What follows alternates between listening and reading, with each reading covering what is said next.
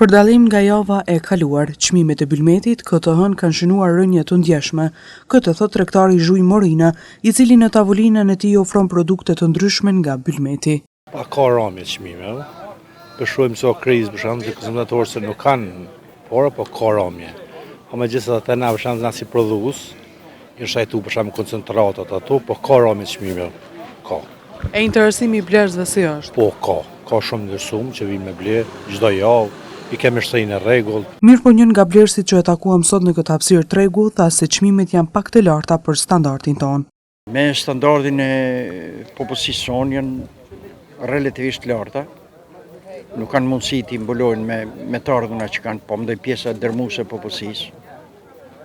Për ndryshe ato që kanë vendore, po mendoj normalisht janë bio dhe ato kanë vlerën e vet. Pra atë edhe dalin edhe disa njerëz që mund të shërbejnë edhe në për supermarkete, megjithatë dalin dhe marrin artikuj të ushqimor në treg.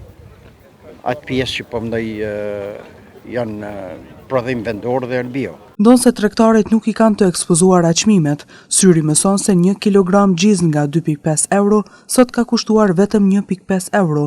Rënje kishte edhe në produktin e qumshit, që ekspozohet nga fermeret. 1 litër sot është shitur 1 euro nga 1.5 sa ishte javën e kaluar.